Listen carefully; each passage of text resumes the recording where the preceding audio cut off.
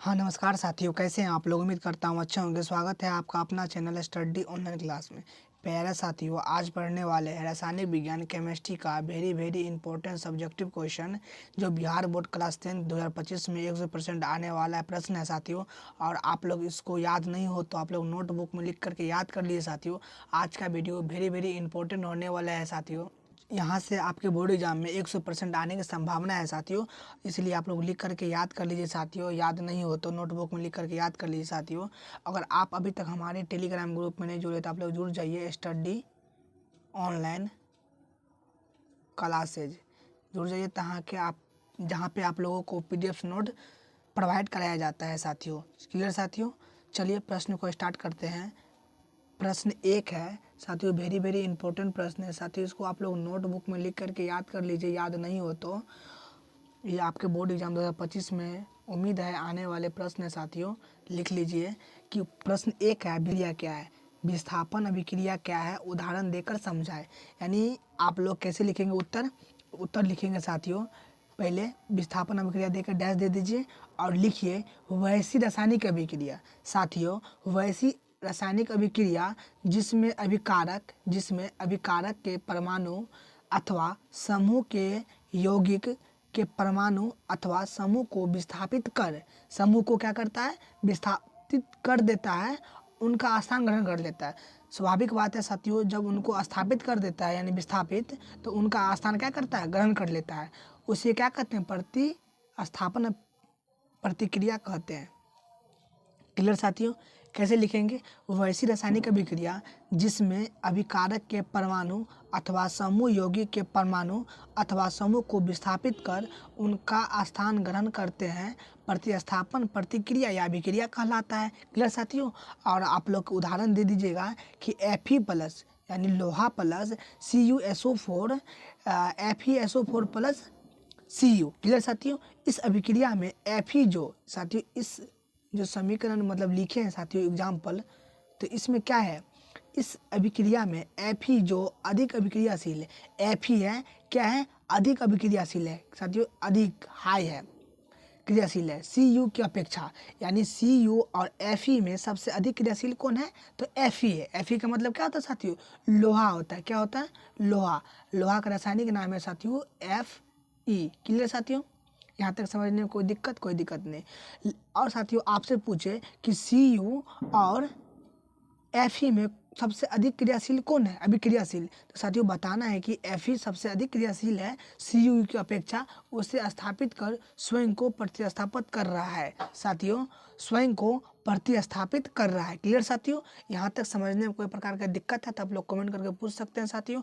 अगर ये board exam में प्रश्न आए तो आप लोग कैसे लिखिएगा, तो लिखिएगा साथियों कि वैसी रासायनिक अभिक्रिया जिसमें अभिकारक के परमाणु अथवा समूह के यौगिक के परमाणु अथवा समूह को विस्थापित कर उनका स्थान ग्रहण करते हैं, प्रतिस्थापन अभिक्रिया या प्रतिक्रिया कहलाती है। उदाहरण के तौर पर समझेंगे साथियों, Fe+ CuSO4 और FeSO4 प्लस Cu। साथियों यहाँ पे आप लोग को एक बात बता देते हैं कि Fe और Cu में सबसे अधिक अभिक्रियाशील Fe है साथियों, Cu की अपेक्षा। तो लिखेंगे इसमें कि इस अभिक्रिया में Fe जो अधिक अभिक्रियाशील है Cu की अपेक्षा, उसे स्थापित कर स्वयं को क्या करता है, प्रतिस्थापित करता है। क्लियर साथियों? यहाँ तक समझने में कोई प्रकार का दिक्कत है तो आप लोग कमेंट कीजिए साथियों। कोई दिक्कत नहीं साथियों। चलिए नेक्स्ट प्रश्न को देखते हैं साथियों। प्रश्न 2 है कि धोने का सोडा एवं बेकिंग सोडा के दो प्रमुख कारण बताएं। साथियों ये न जाने कितनी बार आ चुका है प्रश्न साथियों, इसलिए आप लोग इन प्रश्नों को लिख करके याद कर लीजिए। अब बोर्ड एग्जाम में आए तो छूटे नहीं साथियों। याद नहीं हो तो आप लोग नोटबुक में लिख लीजिए, याद कर लीजिए, ताकि बोर्ड एग्जाम के समय आप लोग रिवाइज कर सकेंगे। क्लियर साथियों? चलिए साथियों यहाँ पे क्या लिखेंगे कि धोने का सोडा एवं बेकिंग सोडा के दो प्रमुख उपयोग बताना, यानी इसका दो जो प्रमुख उपयोग है मेन वो बताना है।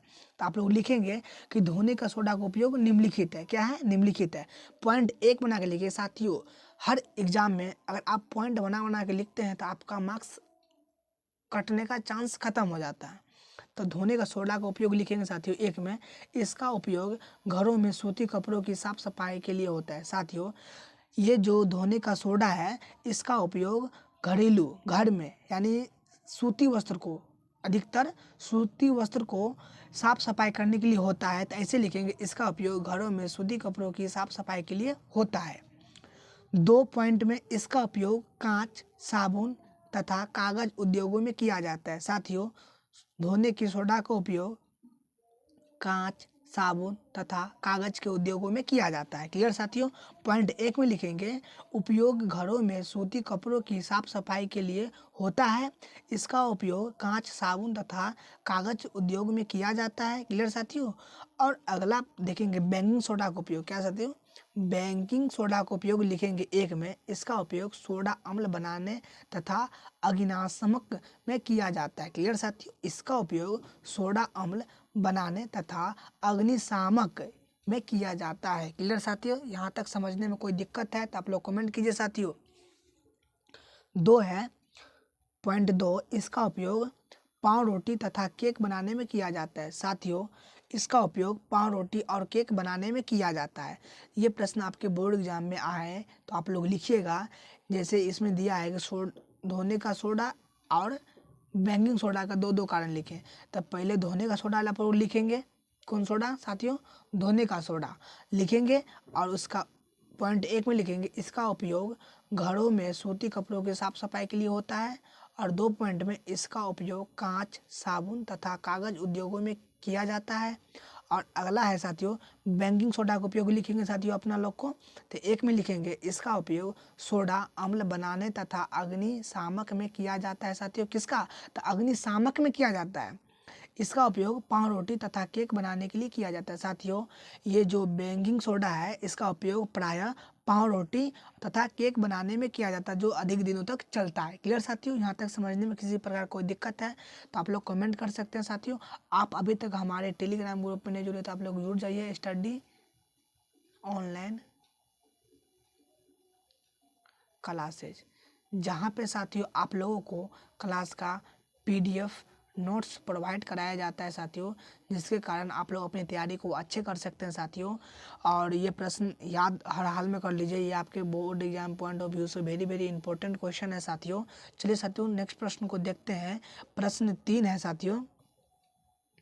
प्रश्न 3, निस्थापन एवं जारण भर्जन में क्या अंतर है? साथियों, निस्थापन और जारण का ही नाम क्या है? भर्जन। साथियों, कभी कभी पूछ देता है कि भर्जन क्या है या जारण क्या है। साथियों, ये दोनों का मतलब क्या होता है? एक ही होता है। क्या होता है? सेम है साथियों, सिर्फ नाम अलग अलग है, ये सेम है। ये आपके बोर्ड एग्जाम 2025 में 100% आने वाले के साथियों 100% आने की संभावना है, इसीलिए आप लोग इसको लिख करके याद कर लीजिए साथियों। ये वेरी वेरी इंपॉर्टेंट प्रश्न है साथियों आपके board exam point of view से। इसका आप लोग अंतर, जब भी साथियों अंतर बोले तो आप लोग इधर निस्थापन, इधर जारण या भर्जन देकर डैश दे दीजिए। क्लियर साथियों। निस्थापन में लिखेंगे निस्थापन में अयस्क को हवा की अनुपस्थिति तथा हवा की सीमित उपस्थिति में इसके द्रव्यमान के नीचे तक गर्म किया जाता है। साथियों, निस्थापन में अयस्क को, किसको? अयस्क को हवा की अनुपस्थिति में, साथियों निस्थापन में अयस्क को हवा की अनुपस्थिति में, मतलब क्या, हवा जब नहीं रहता है तब हवा को सीमित उपस्थिति में इसके द्रव्यमाप के नीचे तक गर्म किया जाता है। साथियों, कहाँ तक? द्रव्यमाप के नीचे तक गर्म किया जाता है। वही जारण में साथियों, जारण में अयस्क को हवा की उपस्थिति में, साथियों बस जस्ट इसका उल्टा है कि जारण में अयस्क को हवा की उपस्थिति में अयस्क के द्रव्यमाप के नीचे तक तेजी से गर्म किया जाता है। क्लियर साथियों। कि जारण में अयस्क को हवा की उपस्थिति में अयस्क के द्रव्यमाप के नीचे तक तेजी से क्या होता है साथियों? गर्म किया जाता है। पॉइंट 2 में साथियों इसमें रासायनिक प्रतिक्रिया नहीं होता है। साथियों, निस्थापन में रासायनिक प्रतिक्रिया नहीं होती है, जबकि जारण या भर्जन में कार्बोनेट, हाइड्रेट ऑक्साइड अयस्क शुद्ध ऑक्साइडों के परिणत हो जाते हैं। क्लियर साथियों। इसमें कार्बोनेट, हाइड्रेट ऑक्साइड अयस्क शुद्ध ऑक्साइडों में परिणत हो जाते हैं। क्लियर साथियों। ये आपके बोर्ड एग्जाम में आए तो आप लोग लिखिएगा कि निस्थापन देकर के डैश दीजिएगा एक भाग, और एक भाग एक तरफ जारण या भर्जन देकर डैश दीजिए। तो निस्थापन में लिखिएगा साथियों कि निस्थापन में अयस्क को हवा की अनुपस्थिति तथा हवा की सीमित उपस्थिति में इसके द्रव्यमान के नीचे तक गर्म किया जाता है, जबकि जारन में अयस्क को हवा की उपस्थिति में साथियों, हवा जब रहता है तभी अयस्क के द्रव्यमान के नीचे तक तेजी से गर्म किया जाता है।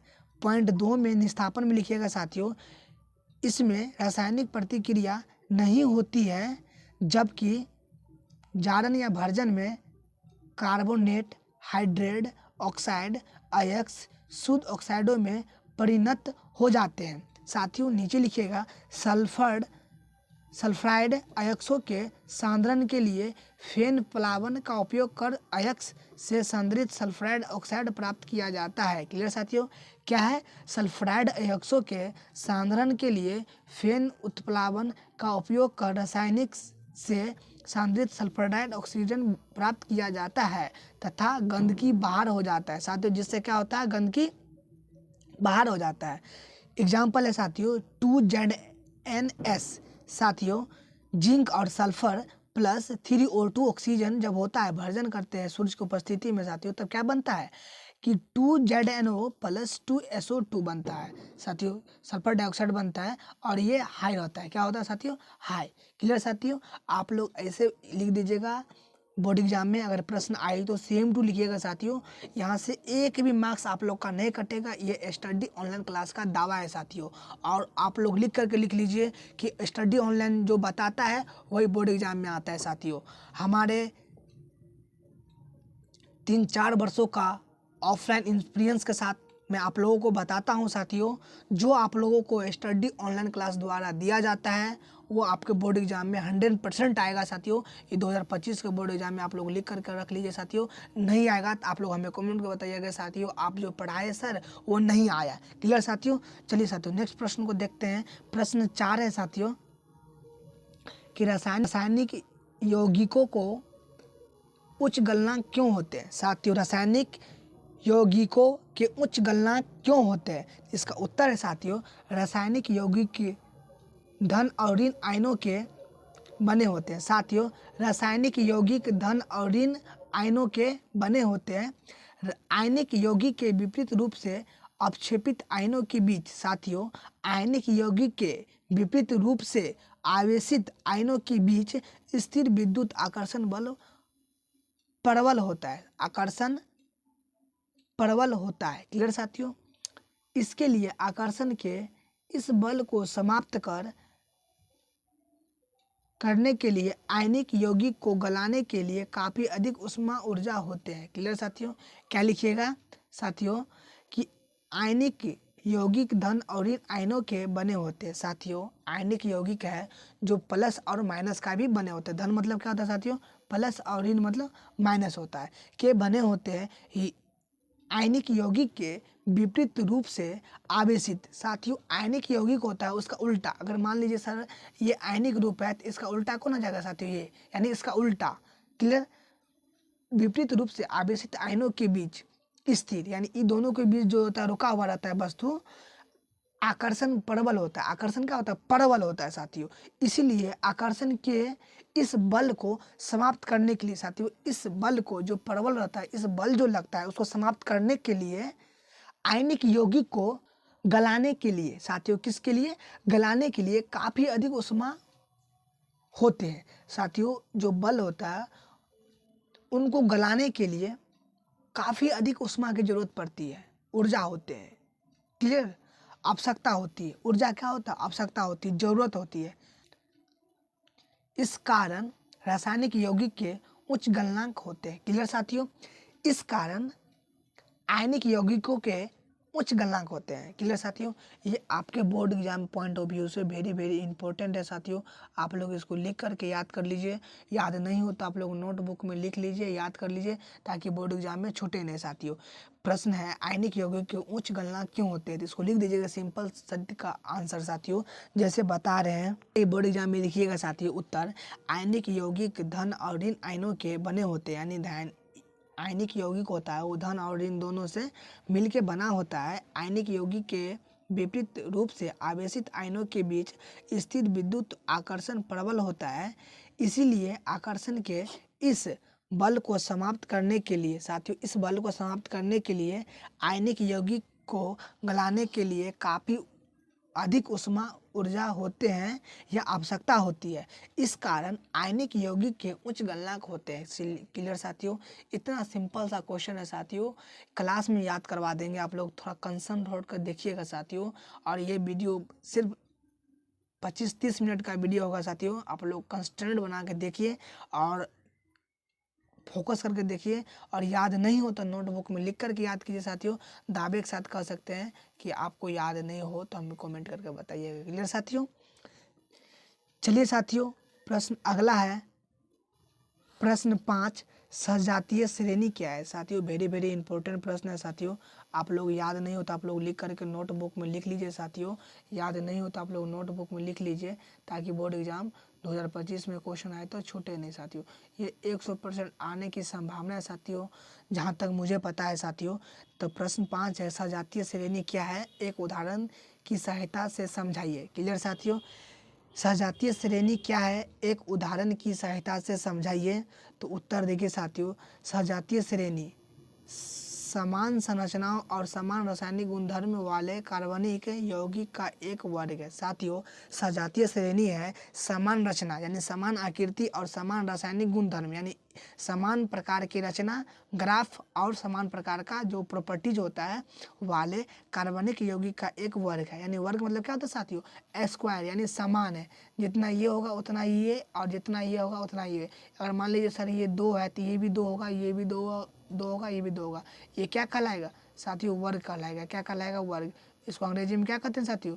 स्क्वायर कहते हैं, स्क्वायर कहते हैं। क्लियर साथियों, जिसमें अनुक्रमिक साथियों, जिसमें क्या होता है?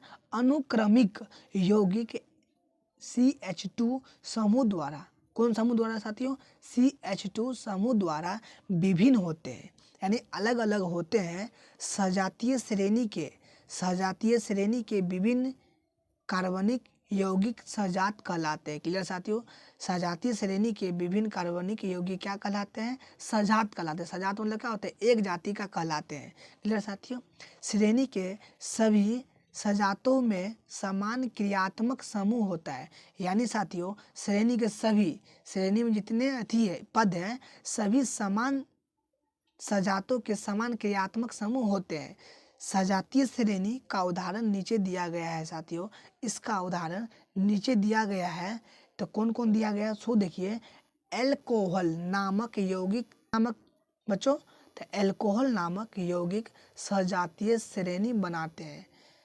मेथेनॉल को सूत्र क्या होता है? CH3OH, ethanol C2H5OH, propanol C3H7OH और ब्यूटेनॉल C4H9OH एल्कोहल की सजातीय श्रेणी के पहले 4 सदस्य हैं। कितने सदस्य साथियों? 4। अब 4 कौन कौन है? पहला मेथेनॉल, मेथेनॉल का रासायनिक सूत्र क्या होता है? CH3OH। दूसरा एथेनॉल, एथेनॉल कौन है साथियों? तो C2H5OH। क्लियर साथियों, तीसरा प्रोपेनॉल C3H7OH। उसके बाद सर चौथा ब्यूटेनॉल C4H9OH। क्लियर साथियों, ये आपके बोर्ड एग्जाम में आए 2025 में, तो आप लोग कैसे लिखिएगा? ऐसे लिखिएगा कि सजात श्रेणी समान संरचनाओं और समान रासायनिक गुणधर्म वाले कार्बनिक यौगिक का एक वर्ग है, जिसमें अनुक्रमिक यौगिक CH2 समूह द्वारा भिन्न भिन्न होते हैं। सजातीय श्रेणी के विभिन्न कार्बनिक यौगिक समजात कहलाते हैं। श्रेणी के सभी समजातों के समान क्रियात्मक समूह होता है। सजातीय श्रेणी का उदाहरण नीचे दिया गया है। एल्कोहल नामक यौगिक सजातीय श्रेणी बनाते हैं। मेथेनॉल जिसका रासायनिक सूत्र CH3OH, एथेनॉल जिसका रासायनिक सूत्र C2H5OH, methanol CH3OH, ethanol C2H5OH, propanol C3H7OH और ब्यूटेनॉल C4H9OH एल्कोहल की सजातीय श्रेणी के पहले 4 सदस्य हैं। पहला साथियों मेथेनॉल CH3OH, दूसरा एथेनॉल C2H5OH, तीसरा प्रोपेनॉल C3H7OH, चौथा ब्यूटेनॉल C4H9OH। क्लियर साथियों, ऐसे आप लोग लिखिएगा, आप लोग को बोर्ड एग्जाम में 100% नंबर मिलेगा। क्लियर साथियों। अगला प्रश्न है साथियों प्रश्न 6, वेरी वेरी इंपॉर्टेंट साथियों, ये आपके बोर्ड एग्जाम में 100% आएगा। आप लोग लिख करके लिख लीजिए कि सर बताए थे कि आपके बोर्ड एग्जाम में आएगा। क्लियर साथियों, 100% आएगा साथियों, आपके बोर्ड एग्जाम में 100% आएगा। क्लियर साथियों। प्रश्न 6 है साथियों कि मेंडलीव की आवर्त सारणी को विसंगतियों को लिखे। क्लियर साथियों। तो उत्तर लिखिएगा साथियों, उत्तर मेंडलीव की आवर्त सारणी के निम्नलिखित दोष है। साथियों मेंडलीव की आवर्त सारणी के निम्नलिखित दोष है। पॉइंट बना के लिखिएगा ताकि आपका एक भी मार्क्स नहीं कटे। पॉइंट 1 में लिखिएगा साथियों, हाइड्रोजन का स्थान, हाइड्रोजन की संयोजकता कितना होती है, 1 होती है, और यह क्षार धातुओं के कुछ समानता रखता है। साथियों हाइड्रोजन का स्थान, हाइड्रोजन की संयोजकता 1 होती है और यह क्षार धातुओं की कुछ समानता रखता है, यानी क्षार धातु से यह मिल के रहता है। इसीलिए इसे क्षार धातुओं के साथ आवर्त सारणी के वर्ग ए में रखा गया है। साथियों वर्ग ए में रखा गया है। क्लियर साथियों। 1 में लिखिएगा, हाइड्रोजन का स्थान, हाइड्रोजन की संयोजकता 1 होती है और यह क्षार धातुओं के कुछ समानता रखता है, इसीलिए इसे क्षार धातुओं के साथ समान सारणी के वर्ग ए में रखा गया है। क्लियर साथियों। पॉइंट 2 में लिखिएगा साथियों, समस्थानिकों का स्थान मेंडलीव की आवर्त सारणी में तत्वों के समस्थानिकों के लिए स्थान नहीं है। क्लियर साथियों। प्रश्न पॉइंट 2 में लिखिएगा साथियों, समस्थानिकों का स्थान मेंडलीव की आवर्त सारणी में तत्वों के समस्थानिकों के लिए स्थान नहीं है। पॉइंट 3 लिखिएगा साथियों, तत्वों का व्युत्क्रम मेंडलीव की आवर्त तालिका में कुछ अधिक परमाणु द्रव्यमान वाले तत्व कम परमाणु द्रव्यमान वाले तत्व के पहले रख दिए गए हैं। क्लियर साथियों। तत्वों का व्युत्क्रम स्थान में मेंडलीव की आवर्त तालिका में कुछ अधिक परमाणु वाले द्रव तत्व कम परमाणु द्रव्य वाले तत्व से पहले रख दिए गए हैं, जबकि अधिक परमाणु वाले द्रव्य वाले तत्व को कम परमाणु द्रव्य वाले के स्थान पर के बाद में रखा गया है। क्लियर साथियों। समझने ऐसे समझिए साथियों कि जिसका द्रव्यमान ज़्यादा है उसको बाद में रख दिया है, जिसका कम है उसको पहले रख दिया है। फिर क्या किया है, जिसका द्रव्यमान ज़्यादा है उसको पहले कर दिया है, जिसका द्रव्यमान कम है उसको बाद में रख दिया है, यानी उलट पुलट करके रखा है। ये मेंडलीव का नियम में है। क्लियर साथियों। ये आपके बोर्ड एग्जाम 2025 में आएगा। तो साथियों आप लोग लिख दीजिएगा, क्या लिखिएगा कि मेंडलीव की आवर्त सारणी के निम्नलिखित दोष हैं। पहला में लिखिएगा, हाइड्रोजन का स्थान, हाइड्रोजन की संयोजकता 1 होती है और यह क्षार धातु के कुछ समानता रखता है, इसीलिए इसे क्षार धातुओं के साथ आवर्त सारणी के वर्ग ए में रखा गया है। 2 में लिखिएगा, समस्थानिकों का स्थान मेंडलीव की आवर्त सारणी में तत्वों के समस्थानिकों के लिए स्थान नहीं है। क्लियर साथियों। पॉइंट 3 में लिखिएगा, तत्वों का व्युत्क्रम स्थान मेंडलीव की आवर्त तालिका में कुछ अधिक परमाणु द्रव्यमान तत्व का परमाणु द्रव्यमान वाले तत्व के पहले रख दिए गए हैं, जबकि अधिक परमाणु द्रव्यमान वाले तत्व को कम परमाणु द्रव्यमान वाले तत्व के बाद रहना चाहिए। क्लियर साथियों। आप लोग ऐसे लिखिएगा, अगर ये 2 मार्क्स का क्वेश्चन है तो आप लोगों का 2 मार्क्स क्वेश्चन मिलेगा। क्लियर साथियों। 2 नंबर आपको 100% मिलेगा, ऐसे लिखिएगा। क्लियर साथियों। चलिए साथियों नेक्स्ट प्रश्न को देखते हैं। प्रश्न 7 है, विभिन्न प्रकार के हाइड्रोकार्बन के नाम लिखे, उदाहरण सहित लिखिए। साथियों विभिन्न प्रकार के हाइड्रोकार्बन का नाम उदाहरण सहित लिखिए। क्लियर साथियों। साथियों उत्तर लिखते हैं हाइड्रोकार्बन निम्न होते हैं साथियों, हाइड्रोकार्बन निम्न होते हैं। एक में संतृप्त hydrocarbon, alkene, methane, CH4, ethane, C2H6 इत्यादि। क्लियर साथियों। पॉइंट 2 में असंतृप्त हाइड्रोकार्बन, ए में एल्कीन, इथिलीन, बी में एल्काइन, एसिटिलीन। क्लियर साथियों। 3 में एरोमेटिक हाइड्रोकार्बन, C6H6। क्लियर साथियों।